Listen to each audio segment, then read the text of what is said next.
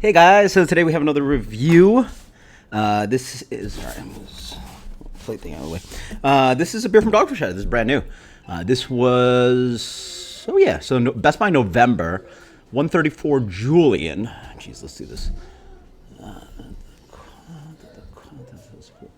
About 2 months fresh. About 2 months fresh. That means they give this beer about a 6-month Best Buy, something like that.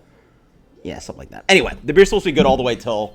Then again, what I did that blind battle beers, IPAs, and the 60-minute was the worst because it was oxidized, even though the Best Buy, blah, blah, blah. So this was supposed to be good for another, 5 months? Am I right on this can date? 1, 2, 3, 4. Yeah, so about 2 months. Yeah, about 2 months. So what is that, a 6-month, 7-month Best Buy?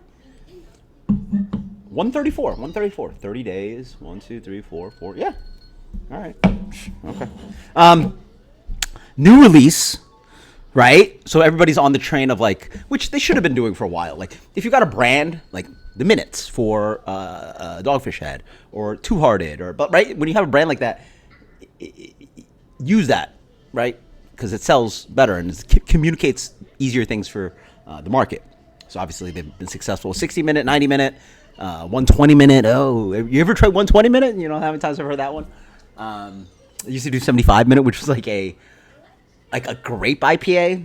Came in bombers, but this was just a small, crisp little guy. Different from Slightly Mighty because they did enter the market with that beer. But I guess common sense. This for us, this is not Slightly Mighty.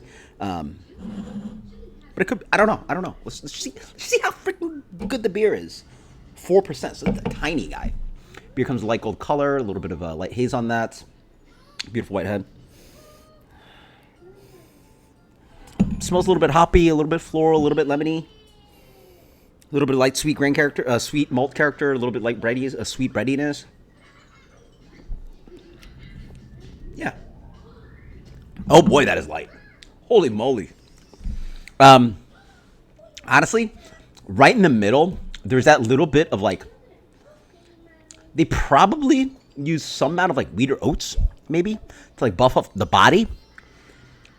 But then for some reason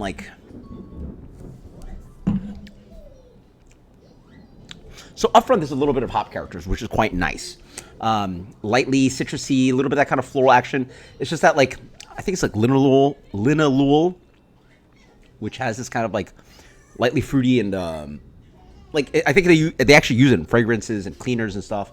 But it's that hoppy freshener kind of thing going on. A little bit of that kind of weird graininess and almost you know what it really tastes like, and this is the initial impression. It tastes like non-alcoholic beer.